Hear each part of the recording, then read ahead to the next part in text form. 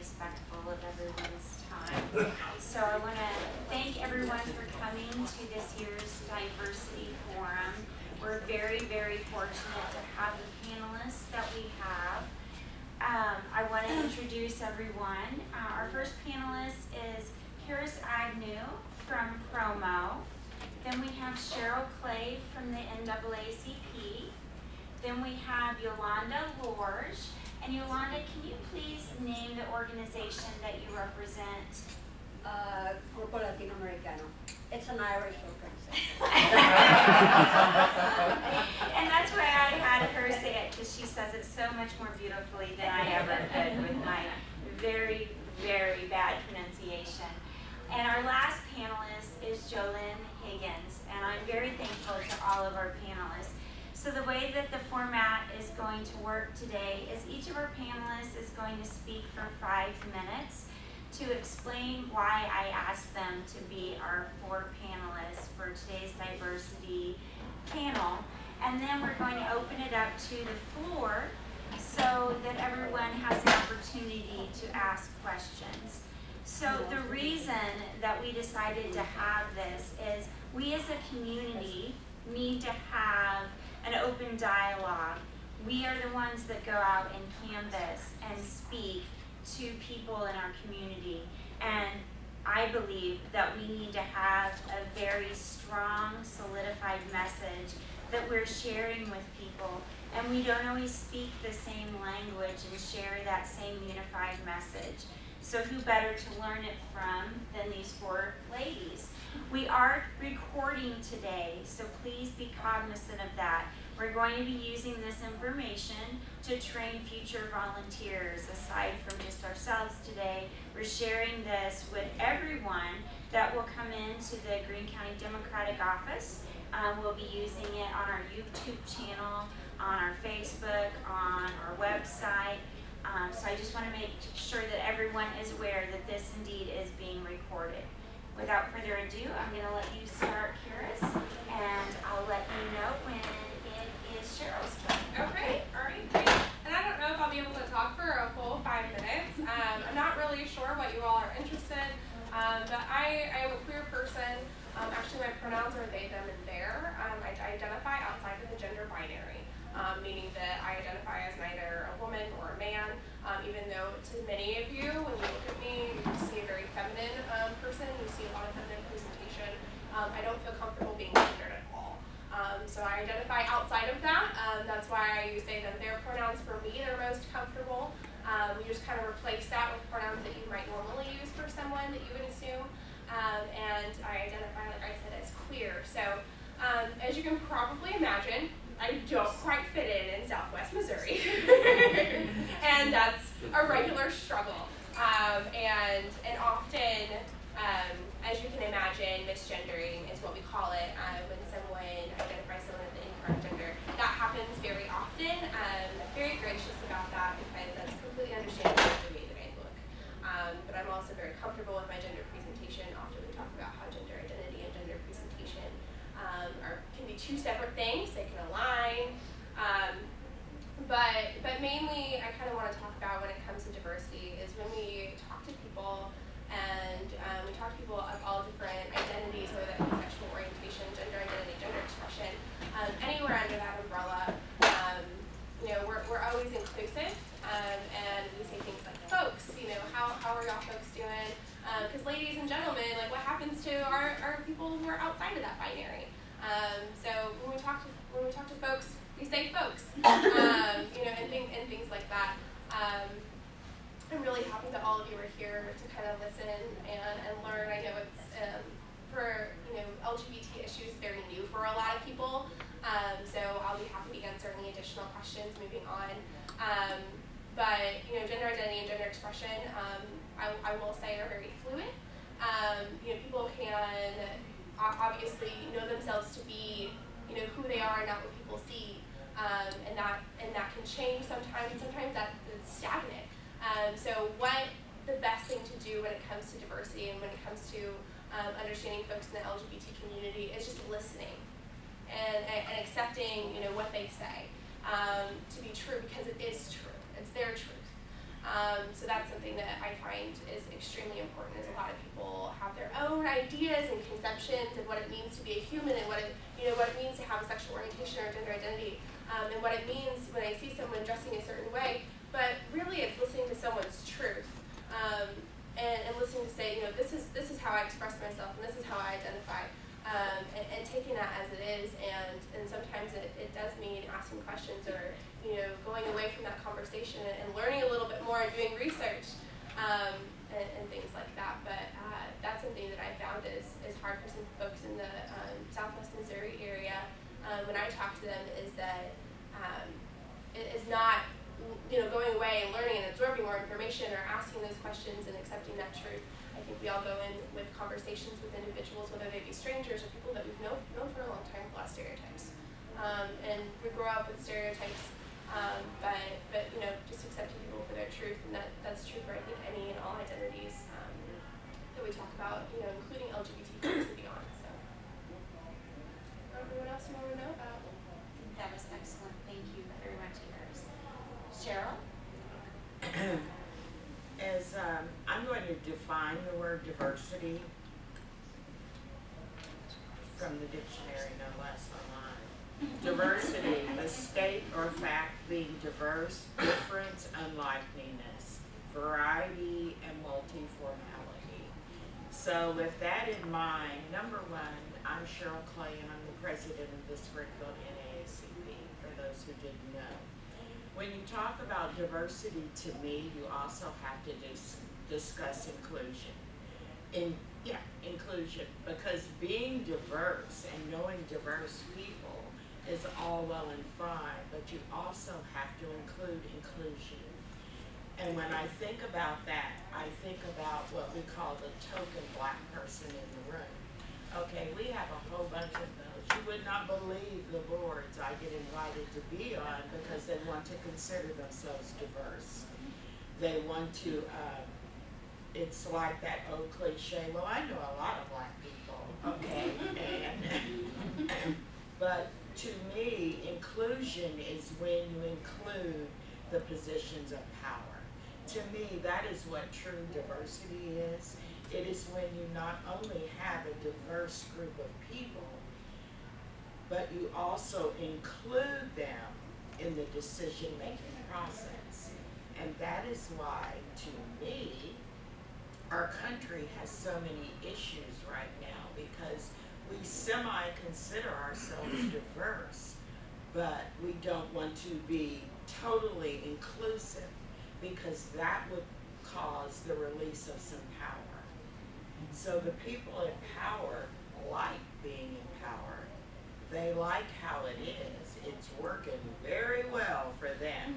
So they don't want to quite release some of that power. And in order for us to come together and work together, we have to be inclusive. We have to consider everybody's beliefs and norms.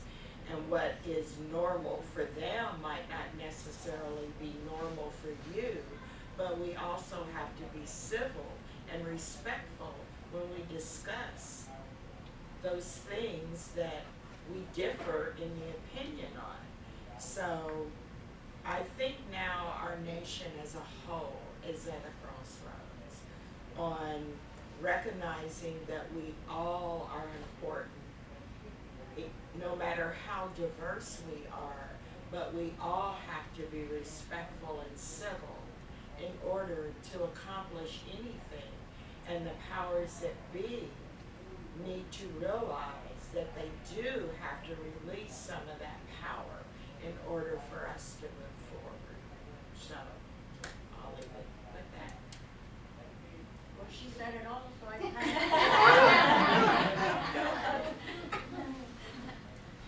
Since we're talking about diversity, of course I'm going to be speaking about Hispanics, and because I'm the president of a Hispanic organization, Hispanic Latino, speak Chechen of the term. They don't know what to call us throughout the year, so right now it's Hispanic and it's Latino. But it is a very diverse group within itself. We don't represent a race. We don't nationality. We represent people coming from 22 different countries, including the United States, because so many of them were founders. If you know your history, you know the Spaniards were here way before the British. For instance, they founded San Agustin, Santa Fe, 46 years before Jamestown. So that should tell you something. And 8 of our states used to belong to Spain, and other, and of course some regions like Louisiana and so forth. But, and then 7 of those states used to belong to Mexico. So Mexican Americans have been here way before a lot of your ancestors. Okay. Not my ancestors, because I came from Mexico City. So I am an immigrant, and but because of the majority of those Hispanics in this land, in this country, are of Mexican ancestry, but 46% of the Hispanic population are of Mexican ancestry or from Mexico, like in my case. Then, many people think of Hispanics and they think of tacos and sombreros and so on. And so we are lumped into a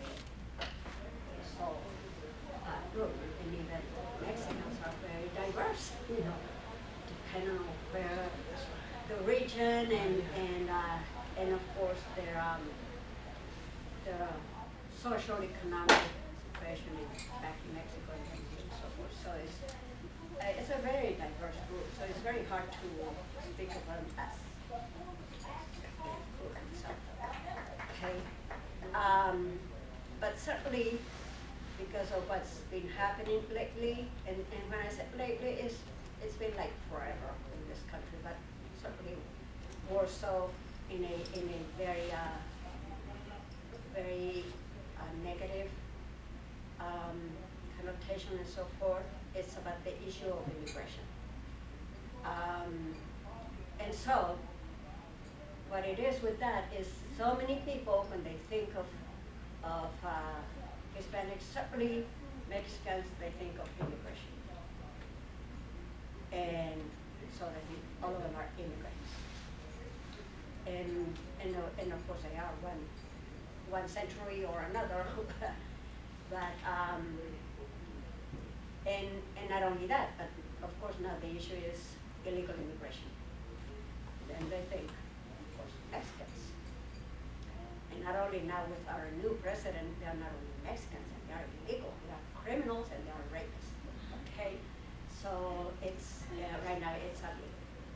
So just to cover my 5 minutes of fame, because I said, what am I going to say in 5 minutes? So anyway, 45% of those people who are here undocumented are visa overstayers. So they didn't cross the border illegally. They didn't come from Mexico. They just came here with all kinds of permits, and there are hundreds of different permits that the United States, offers.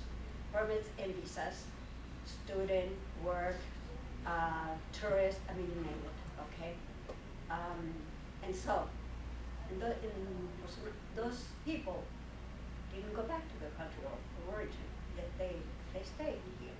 Okay, and a great many of them are from Canada.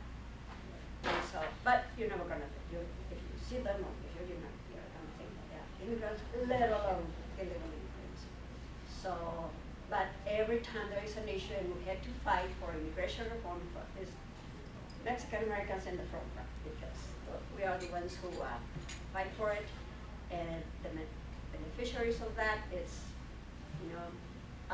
people from other countries, from European countries, Asian countries, and African and so forth. So that's just in a nutshell what Hispanics are, and the immigration issue is the most complex and and very difficult issue to just talk about immigration reform for illegal aliens or legal immigrants. We love those. We just don't want, we just want them to come here legally. But immigration reform is not about giving amnesty to illegal immigrants. It's about changing some of the systems that make no sense nowadays in the global economy and so forth. So that's what it's about. For instance, if you can give work permits and it's with a quota, and you give the same work permits to Switzerland, 6 million population, and they want to come here anyway, they'll be coming here. And the same to, let's say, Mexicans, there's 120 million population next door, asymmetry in economy just doesn't make sense. So, and many other things. And so we are very diverse, again, as far as nationality, races, and of course we're also gays, lesbian, and everything in between, so that's who we represent. So, I'm JoLynn Higgins, and I'm really glad I didn't write a speech for this morning, because I'd had to rewrite it now after the three of you were here. I didn't either. Oh dear. I didn't realize what I do now after hearing these folks speak, how diverse this topic really is. And it kind of changes my whole perspective just hearing them share a little bit. And I think it's helping us all to open up a whole lot more to not only who we are individually, but who others are and how we get to view those that are in our families and our communities. I must share that I grew up in fundamental Christianity, and my whole focus in life was really about spirituality and being with other people to care and to be there to serve. And it's always been a joy for me to serve in that capacity, and so I was really prepared for Christian ministry. Grew up in a fundamental evangelical background, and so I did hang with mostly a lot of pastors and ministers and listen to their stories and ask a lot of questions, and in many ways I found myself a little bit kind of on the outside looking in on a lot of situations throughout life. I didn't realize what all of that was about, and probably still don't, but to a large extent it was about not just joining the crowd because everybody else does. It's real easy to do that, and in many ways I did. You grow up with your family and you accept the values that you're taught, and in fundamental Christianity, and I still embrace the true principles that have value in all of that. But in many ways I find myself being a recovering Christian in some ways, because I find that most of my friends that I really hang with and appreciate and enjoy come up to me and say, well, I'm an atheist, or I'm an agnostic, or I'm a Buddhist, Muslim, or whatever, and we're starting to recognize that there's more to the world than what we grew up with or what we thought was there. And so I represent something that if you were to have told me even 20 years ago that I would be standing here or sitting here today on the panel being a transgender person, I would say of all of the million things that you might do in a lifetime, you put that one at the bottom of the list. Because if we ever get to that millionth one, we'll just scratch it off, because I'm not even going to think about that. Because that was a stereotype. That was the energy that was there for everybody to absorb. And so you just got to go along with it. Mom and dad said this, and your peers and school teacher and ministers. So it wasn't until after I raised 5 children, which are all married, and I have 20 grandchildren, and this wasn't a possibility. But it was something interesting, because I began to just open up myself, and I have to share a little bit of my own personal background on this to make any sense of it, because I come from an area of focus on spirituality in such a strong way that this was from the moment I woke up to the minute I go to bed at night. and it still is, but from a whole different perspective than it was from being in a place that talked about exclusive types of ideologies, where it's us versus them kind of thing. You know, like, are you a Christian, or are you saved, are you born again, type of things that we've heard so often, you know. And so being there, I was part of on that bandwagon. But I found out something, that when you get off the bandwagon, particularly if you're going to do something in the LGBT community, hey, they don't serve fried chicken up to you on Sunday afternoon. You know what I'm saying? You're out because you didn't fit that little pattern. And I think this is what we're talking about today when we talk about diversity. People get into a mold of what is right and what is wrong, and we put judgments on things, and then we start excluding people because they don't fit the little pattern that I made for them. And so it was a few years when I was living alone, and I happened to find myself going to Tulsa for 10 years on weekends, and I plugged into a black congregation down there, and I enjoyed being the marshmallow and a cup of hot chocolate kind of thing. And it was a delightful thing to be in a congregation of about 5,000 people that were moving into inclusiveness. And they came from just the other side. And little by little, as they began to share some of these values, the whole congregation began to shift. And I knew there was something great taking place, and I knew it was for me. I didn't know that it was going to take me where I am today. I had no idea, and I was not open to it.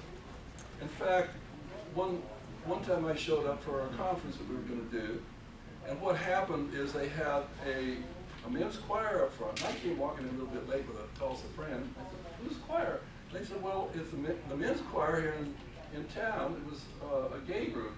And I thought, oh my, this is interesting to see them coming into a Church of God in Christ, Pentecostal type church, on the platform, no less, you know.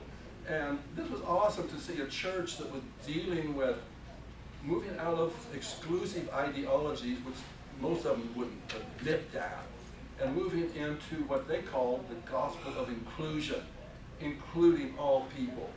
And so, you know, I showed up one morning, I left here at 5 o'clock, 3-hour drive to Tulsa, and I got off there about 8. Somebody was walking across the lot, and he said, "You know where this class is?" And I said, "Well, I'm going to, you know, to the class." He said, "Well, I'm an atheist, but I heard what they're teaching here, and I really want to hear this." And so during that time, I began to see a whole large congregation get off the bandwagon. You know, they had to serve their own chicken on Sunday afternoon.